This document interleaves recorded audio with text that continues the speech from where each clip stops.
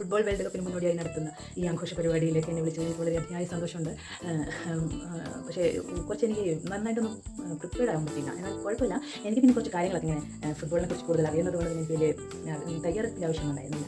നമ്മുടെ football world cup കഴിഞ്ഞ കാലത്തെ ഫുട്ബോൾ വേൾഡ് കപ്പ് മെസ്സി ഗോളടിച്ച സമയത്തായിരുന്നു ഞാൻ സംഭവം എനിക്ക് മെസ്സി നേരിട്ട് ഗോൾ അടിക്കുന്നത് എനിക്ക് കാണാൻ പറ്റില്ലായിരുന്നു. അതുകൊണ്ട് തന്നെ ഞാനിപ്പോൾ മെസ്സിയും നമ്മുടെ സച്ചിമോനും ഗോൾ അടിക്കുന്നത് കാണാൻ ഞാൻ എന്തായാലും സ്റ്റേഡിയത്തിലുണ്ടാവും.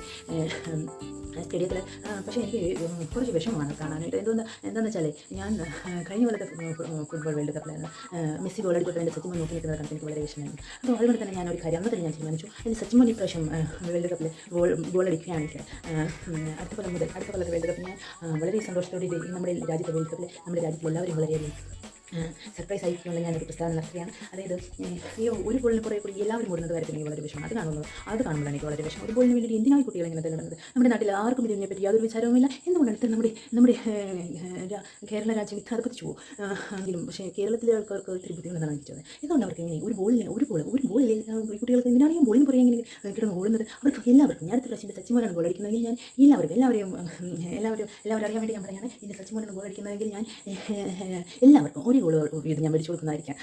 മെസ്സിമോനെയും സച്ചിമോനെയും പറ്റി പറയുകയാണെങ്കിൽ സച്ചിമോനാണെങ്കിൽ എന്നെ ബാൻസി എന്നാണ് വിളിക്കാൻ. ബാൻസിയെ അപ്പം ഞാനിപ്പോൾ എപ്പോഴും വിളിക്കും ബെഞ്ച്. ഞാൻ സച്ചിമോനോട് പറയാറുണ്ട്, സച്ചിമോനെ ബാൻസിക്ക് ഒരാഗ്രഹം ഉണ്ടായിരുന്നു. സച്ചിമോൻ ഒരു ഇങ്ങനെ എറിയുന്നൊരു ഗോളുണ്ടല്ലോ, അത് ബാൻസിക്ക് വേണമെന്ന് പറഞ്ഞിട്ടുണ്ടായിരുന്നു. പക്ഷേ അത് ഇങ്ങനെ എറിഞ്ഞ് കളയുന്നത് കാരണം അത് ഇവിടെ പോകുന്നൊരു പിടിയില്ലായിരുന്നു സച്ചിമോൻ.